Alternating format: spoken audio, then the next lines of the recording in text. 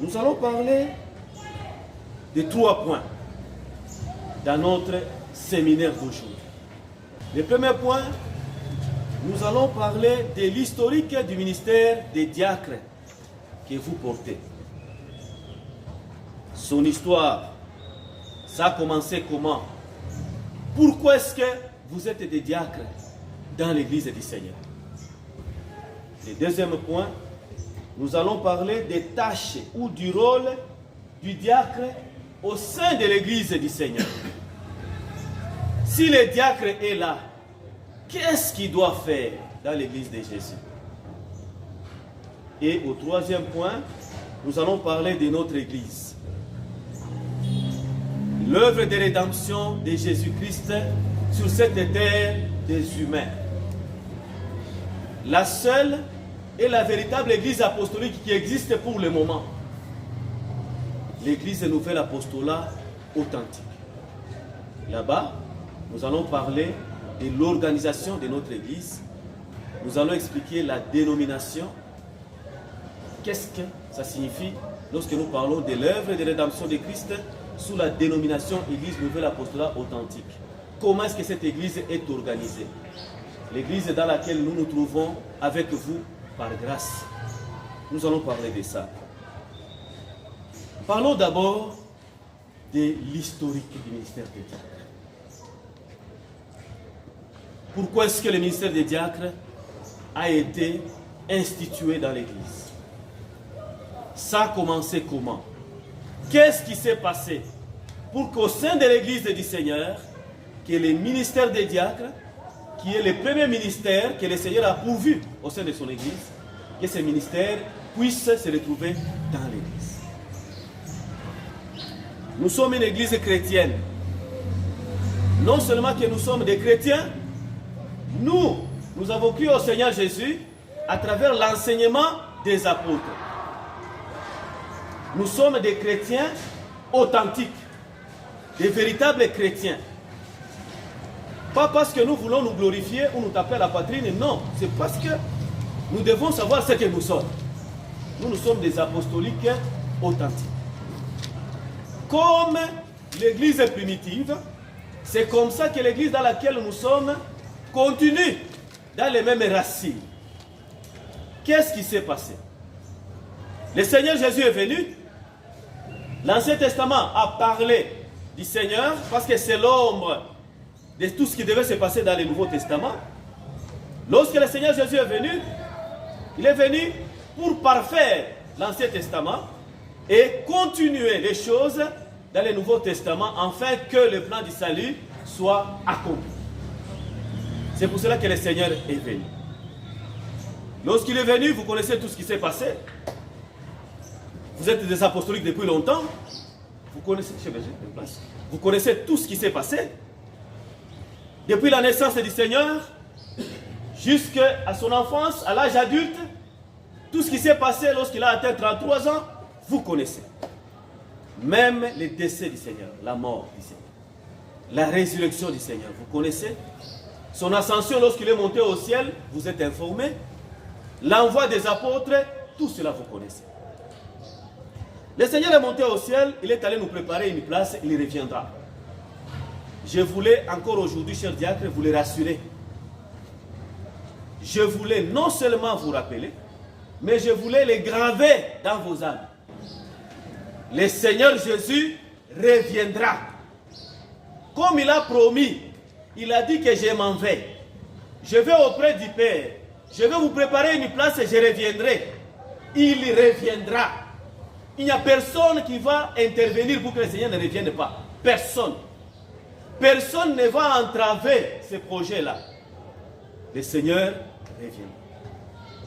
Maintenant qu'il est parti, il est allé nous préparer la place, il a laissé l'apostolat. L'apostolat a continué l'œuvre du Maître. Lui-même, le Seigneur, quand il était sur terre, quand il avait encore le corps physique, il disait à ses apôtres que les serviteurs n'est pas plus que le maître. Les serviteurs ne peuvent pas faire le contraire du maître. Les serviteurs ne peuvent pas changer ce que le maître a établi. Les serviteurs ne peuvent que poursuivre l'œuvre du maître. Les apôtres sont restés. Ils ont continué à poursuivre l'œuvre du Maître. Les apôtres Pierre, Jean et les autres étaient des apôtres authentiques. Ils ne pouvaient pas s'écarter de l'enseignement du Seigneur. Ils ne pouvaient pas faire le contraire de ce que le Seigneur faisait. Ils ont continué à œuvrer. Mais nous sommes maintenant dans les Actes des Apôtres. C'est un livre qui se trouve dans la Bible. Vous avez déjà lu ce livre-là. Vous avez déjà vu les passages des Actes des Apôtres. Les Actes des Apôtres, c'est quoi? Ces livres-là parlent des actions des apôtres, parlent des paroles des apôtres, des actes et des gestes que les apôtres faisaient. Si vous voulez savoir ce que les apôtres de la première église apostolique, de la première ère, ce qu'ils faisaient, si vous voulez vous renseigner sur ça, allez seulement dans les livres des Actes des Apôtres, vous allez voir tout là-bas. Et si vous voulez comprendre l'activité des apôtres actuels dans l'église véritable du Seigneur, vous allez seulement lire les Actes des Apôtres et vous comparer à ce que les apôtres véritables font, c'est la même chose. Parce que c'est une continuité de l'œuvre. Actes des Apôtres chapitre 2, c'est là que l'histoire commence. Le Seigneur avait promis le Saint-Esprit. Tout ce que le Seigneur dit, il le fait. Lorsqu'il promet quelque chose, il a déjà réalisé. Et les humains, nous attendons juste la réalisation. Il a promis le Saint-Esprit, il a envoyé son esprit. Les apôtres remplis du Saint-Esprit, avec ceux-là qui étaient autour des apôtres ce jour-là, ils ont commencé à évangéliser. Ça, c'est la première des choses. Parler du Christ. Tout le monde a parlé du Christ. Que ce soit les hommes et les femmes, ils ont transmis les messages. Ils ont fait l'évangélisation.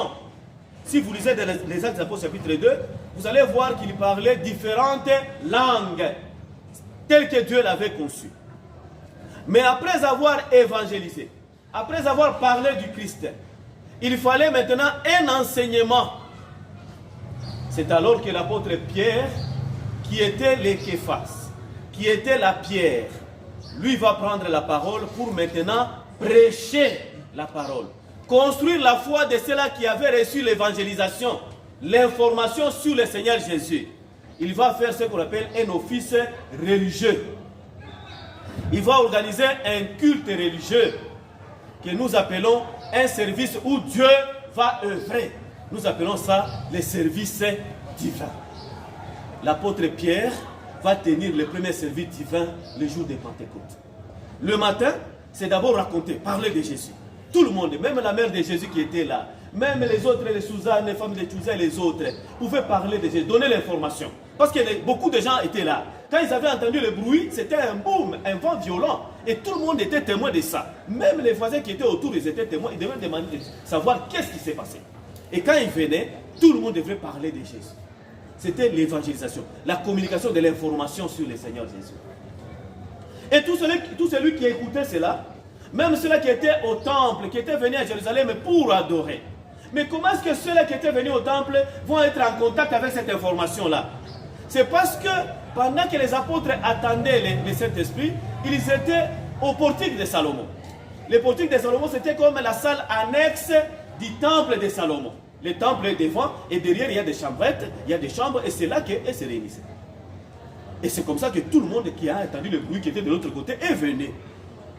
C'est comme ça que lorsque vous lisez les Actes chapitre 2, vous allez voir que parmi les langues qu'il disait, il y avait des Perses, des ceci, des cela. C'est-à-dire que tous ces gens-là qui venaient adorer à Jérusalem, ils sont venus.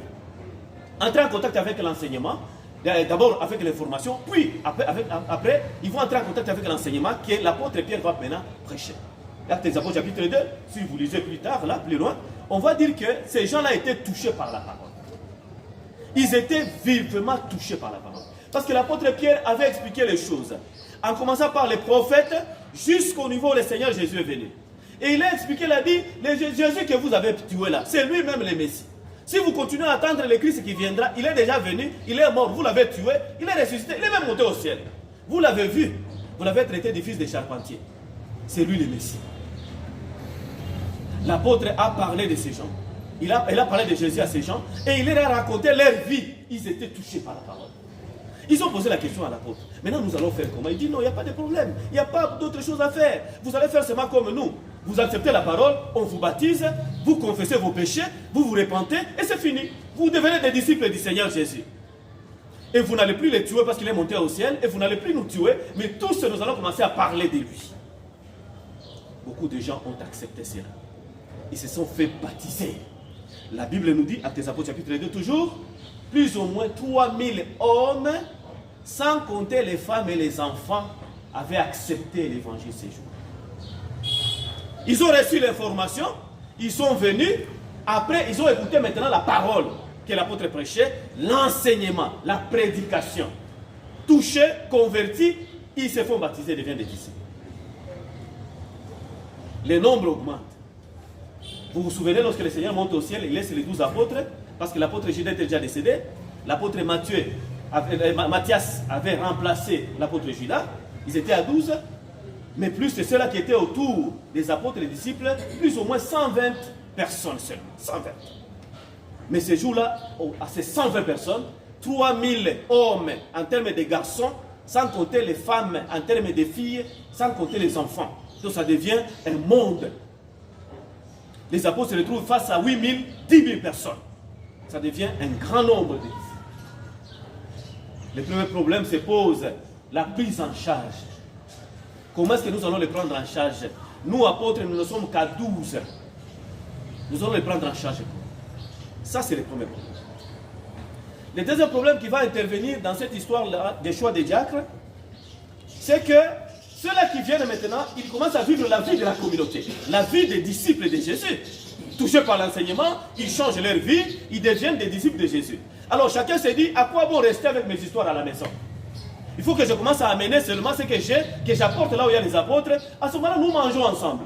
Nous partageons tout ensemble. À quoi bon avoir deux fermes? Une ferme, c'est pas moi, Kachamata, une autre ferme du côté, Route Kasenga. Je vends la ferme de Route Kasenga, j'apporte l'argent. Comme ça, les apôtres, avec cet argent, ils vont acheter à manger, les habits, et tout ça, nous allons partager tout ensemble. Nous sommes maintenant dans les Actes des Apôtres, chapitre 4. Lorsque vous lisez le verset 32, c'est là que vous allez trouver que ceux-là qui avaient cru au Seigneur étaient devenus maintenant une même âme et un même cœur. Un seul cœur et une seule âme. Ils sont maintenant ensemble, ils commencent à réfléchir de la même manière, ils pensent de la même manière. Et ils commencent à vouloir tout partager entre eux. Ça, c'est le deuxième problème qui se pose. Lorsqu'ils vont commencer à apporter cet argent-là, les apôtres vont recevoir l'argent, ils vont apporter les aumônes, ils vont apporter des contributions en nature, les apôtres vont recevoir cela. Mais comment se fera la distribution? Toujours dans ce problème-là, de dire que nous allons apporter, un autre problème va intervenir. Nous sommes dans les Actes des Apôtres maintenant, chapitre 5. Au chapitre 5, les gens sont motivés, ils vendent les champs, ils vendent les parcelles, ils apportent, ils vendent des maisons. Mais maintenant, les premiers hypocrites apparaissent au sein du peuple de Dieu. Parmi les apostoliques authentiques, les vrais chrétiens, les premiers hypocrites apparaissent. Des gens qui présentent une face, mais qui en réalité ne le sont pas, ils ne sont pas ce qu'ils présentent. Et là, le premier couple qui va se présenter comme un couple hypocrite, c'est le couple d'Ananias et de Saphira Safra. Et aussi motivés, montrant qu'ils croient au Seigneur, ils vont aussi vendre ce qu'ils avaient. Mais cette fois-là, ils se disent non, il faut être souple, coupons un peu. On garde une partie, nous apportons une partie. Mais comme tout ce qu'on apportait, on déposait aux pieds des apôtres, aux mains des apôtres, on donnait cela aux apôtres eux-mêmes. Ce qu'Ananias et Saphira vont donner, ce qu'ils ont gagné, ils vont donner ça aux apôtres. Et quand ils donnent aux apôtres, ils donnent au Seigneur Jésus lui-même. Le Seigneur Jésus est vivant dans son église à travers l'Esprit Saint. Et Ananias va apporter la moitié de la vente de ce qu'il avait vendu. L'apôtre Pierre, qui était le roc, qui était le tronc des apôtres, va poser la question à Ananias. Est-ce que c'est tout ce que vous avez eu lorsque vous avez vendu? Ananias, hypocrite, il a dit oui. Curieusement, aujourd'hui, il y a encore des neveux, des cousins d'Ananias, même au sein de l'église, des personnes qui vous présentent une face qui en réalité ne le sont pas. Ceux que vous voyez, ce n'est pas ce qu'il est. Ce ne sont que les descendants d'Ananias et de Saphira. Ananias et Saphira vont se présenter comme ça. D'abord, son mari, il dit que non, c'est comme ça. Il donne une information voilée. Il meurt. Parce que c'est dangereux de mentir à un apôtre. C'est très dangereux. L'apôtre Pierre lui dit, ce n'est pas à l'homme que tu mens, ce n'est pas à moi, mais c'est au Saint-Esprit. Et l'Esprit de Dieu, c'est tout. C'est toi qui as vendu. Tu devrais garder. au lieu d'amener la moitié. Parce que tout le monde amène la totalité. Pourquoi toi tu as amené la moitié? Et il est tombé sur le champ. En un de ces mots. Actes des Apôtres, chapitre 5, chapitre 5, verset 5, verset 6, verset 7. Lorsque vous essayez de lire là-bas, vous allez trouver cette histoire-là. Et quand Ananias est mort, il tombe, il meurt. Les jeunes gens, les disciples qui étaient là, n'oubliez pas, déjà les jours de la Pentecôte, ils étaient à plus de 3000. C'est-à-dire qu'il y avait déjà même des jeunes gens, des jeunes garçons qui pouvaient prendre les corps d'Ananias pour aller l'enterrer. Pendant qu'ils sont allés, aller-retour, c'est le tour de la femme. La femme arrive avec le même discours. Elle ment encore à l'apôtre, elle ment au Seigneur Jésus, elle tombe. Lorsque vous essayez de lire minutieusement les Actes des Apôtres chapitre 5, vous allez voir qu'à un moment donné, les gens avaient même peur d'adhérer, d'entrer dans l'église de Jésus. À cause de ce qui était arrivé. Ils ont dit, ça devient comme ça. Si quelqu'un fait quelque chose comme ça, il tombe, il meurt, on l'enterre. Les gens se sont dit, même s'ils s'aiment, ils chantent bien, ils adorent Dieu, mais comme les décès commencent à se manifester, ça devient dangereux. Les gens ont commencé à avoir peur. La peur avait emporté même les disciples, même ceux-là qui étaient avec les apôtres, et les gens de l'extérieur ne voulaient plus venir adhérer, ne voulaient plus venir se faire disciples. Ils ont commencé à avoir peur. Les apôtres ont regardé cette situation-là, ils ont réfléchi par rapport à la situation. Un autre problème qui va arriver, c'est au sein de la communauté maintenant. Au sein de la communauté, il y avait deux gens qui avaient cru au Seigneur. La bonne nouvelle, c'était à Jérusalem. La communauté apostolique authentique primitive, c'était à Jérusalem. Ce qui fait que ceux-là qui étaient dans la communauté, c'était des Juifs. Parce que les non-Juifs vont commencer à intervenir, c'est après, c'est dans les Actes chapitre 9, chapitre 10, que les Corneilles et les autres. Mais nous sommes ici, c'est dans le contexte des Juifs. Il faut que la personne soit à 100% Juif. Mais parmi les Juifs, il y a des Juifs natifs qui sont nés à Jérusalem, qui ont grandi là-bas. Mais il y a d'autres Juifs qui étaient nés dans d'autres pays. Et des gens grands, avec leurs familles, des papas, des familles, des pères et des mères, sont venus. Et on les appelait les Juifs de la diaspora. C'est ce qu'on appelle dans les Actes des Apôtres chapitre 6, les hellénistes. Ce sont des Juifs de la diaspora. Ils sont Juifs, mais ne sont pas nés à Jérusalem. Ils sont nés en dehors de Jérusalem. Ils peuvent être, par exemple, c'est pas moi, même en Cilicie, ils peuvent être, c'est pas moi, même en Italie là-bas. Donc voilà. Alors, les Juifs ici qui étaient nés, qui ont grandi à Jérusalem, ils méprisaient les autres là. Toi, tu es question des Juifs, vous avez fui la vie ici, vous êtes retrouvés dans les pays étrangers là-bas. D'ailleurs, quand on vous regarde là, vous n'êtes vraiment totalement des Juifs, hein? Vous avez un mélange de langues et tout ça. On doutait de ces gens-là. Ce qui fait que les hellénistes avaient cru au Seigneur, ils faisaient partie de la communauté, mais on marginalisait ces gens-là, et notamment les veuves. Lorsqu'il fallait distribuer à manger, quand on voyait une maman helléniste qui venait, qui est juive mais de la diaspora, je te fais faire quoi? Non, je voulais pas. Vous ici, vous êtes toujours comme ça avec la mentalité des autres pays là-bas, des autres peuples. Prends! Mais ce n'est pas l'évangile que les apôtres nous prêchent, ce n'est pas l'église de Jésus. Les mamans là sont allées se plaindre auprès des apôtres et les apôtres ont tenu compte de cette situation. Vous voyez, il y a plusieurs situations qui ont concouru au choix des diacres et à l'ordination des diacres. Le nombre de disciples s'accroît, Actes chapitre 2. Les enfants de Dieu, s'il vous plaît. Les enfants de Dieu partagent tout ensemble et commencent à apporter au pied des apôtres. Mais le problème des contacts se pose. Tout ce qu'on amène, on doit donner à l'apôtre. Et quand l'apôtre prononce la parole, ça se réalise. Et il y a même des décès. Ça devient un danger. Ensuite, il y a un problème au sein de la communauté. Il y a des petites disputes et des petits tiraillements. Les apôtres ne peuvent pas gérer tout ça. Les apôtres se disent, si nous continuons à percevoir nous-mêmes les dons, les aumônes, l'argent qu'on apporte, la nature, nous risquons de continuer à prononcer des paroles, les dégâts vont continuer. Nous venons d'enterrer Anania et Saphira, sa femme. Nous risquons de continuer. Il faut que nous puissions placer des gens en avant-garde, des gens qui peuvent commencer à entrer en contact avec les enfants de Dieu. Même si entre là, ils se disaient des choses entre eux, il n'y aura pas vraiment de gravité. Mais si c'est nous, c'est dangereux. On les éloigne de nous. Ensuite, nous avons plus de 3000 personnes. Il faut que nous puissions continuer à tenir des services divins. Mais ce n'est pas seulement nous-mêmes, Matthieu, Jean et les autres, l'apôtre Philippe, qui allons commencer à ranger les gens. Non, vous vous mettez là-bas, vous vous asseyez là-bas et tout ça. Il n'y aura pas le respect du ministère apostolique et finalement, parce que l'apôtre Matthieu viendra, il dit non, il dit mais j'étais ici chez l'apôtre, tu m'as encore déplacé. Et quand il s'agit de l'apôtre Thomas, vous-même vous connaissez l'apôtre Thomas, comment est-ce qu'il discutait? Quand on va dire, mais apa binaba ma jona kusoma vile. Moi je connais bishaka bitu yote tulishika mabari yangu kuna katala bitu tunasema kwa hizo tu refuser. C'est maintenant que tu commences à nous dire non, déplace-toi ici, si t'as déplacé. Alors ça pouvait exposer le ministère. Les apôtres pouvaient commencer à échanger avec les enfants de Dieu, avec des serviteurs, avec des enfants de Dieu, des serviteurs, il n'y avait pas encore. Ils pouvaient commencer à échanger avec les enfants de Dieu et ça pouvait affecter le ministère apostolique. Il faut maintenant mettre des garde-fous. C'est comme ça que les apôtres convoquent les enfants de Dieu.